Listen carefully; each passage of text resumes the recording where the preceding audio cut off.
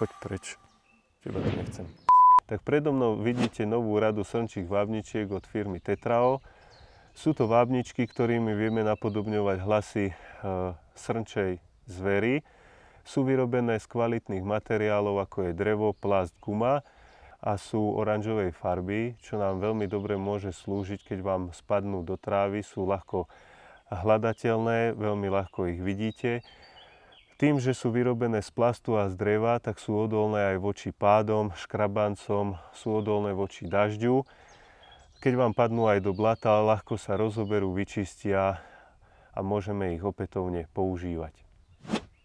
Základné predstavenie vábničiek máme za sebou a teraz sa pozrime k jednotlivým vábničkám, na čo nám môžu slúžiť a aké zvuky s nimi vieme napodobňovať. Pred sebou v rukách držím vábničku na napodobňovanie hlasov rujnej srny a skočného vrieskania srny. Je to takáto praktická vábnička, ktorá je opatrená dvomi časťami. Je to plastový oranžový náustok a takýto gumený balónik.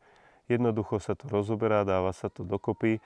Na spodnej časti toho balónika máme takýto otvor, ktorým si regulujeme ten hlas tej rujnej srny, ktorú budeme napodobňovať.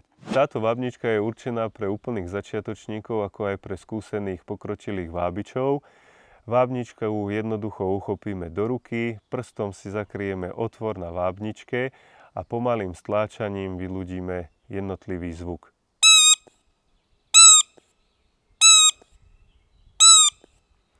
Táto vábnička je kombinovaná, čiže ak by nám nesedelo stláčanie gumového balónika, môžeme tú vábničku opačnou stranou, týmto oranžovým náustkom, vopchať do úst a jednotlivým ťahaním vzduchu vyľudíme takisto hlas rujnej srny.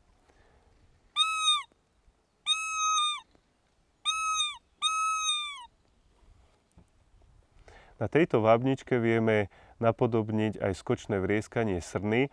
Zase to bude podobným spôsobom ako na začiatku.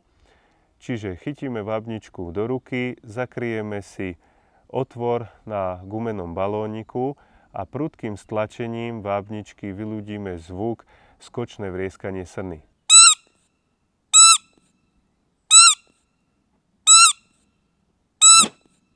V rukách držím ďalšiu novinku od Tetrao, je to vábnička na napodobňovanie hlasov rujnej srny.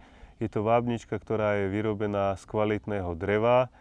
Je jednoduchá, ľahká, dobre sa používa, je prednastavená, čiže ten hlas rujnej srny sa nejakým spôsobom neladí.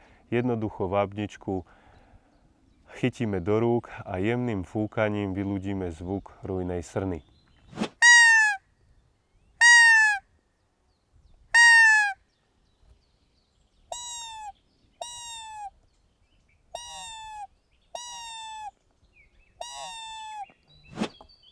Poslednou vábničkou, ktorú si dneska predstavíme, je môj favorit. Je to vábnička vyrobená z plastu. Je takejto oranžovej farby. Je to vábnička, ktorá slúži na napodobňovanie zvukov rujnej srny a plaču srnčaťa.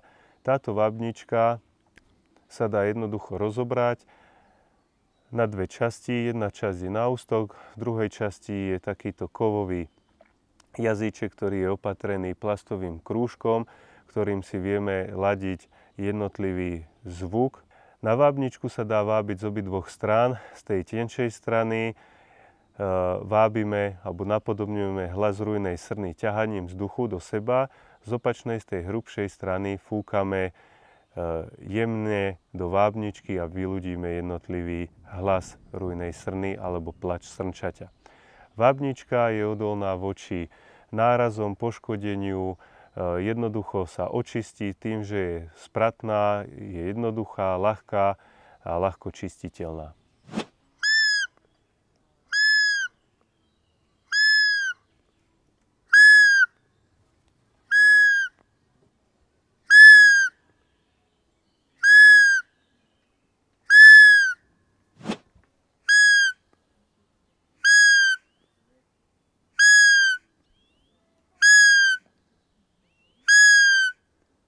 Dúfam, že vám moje rady pomôžu. Vrele vám odporúčam tieto srnčie vábničky.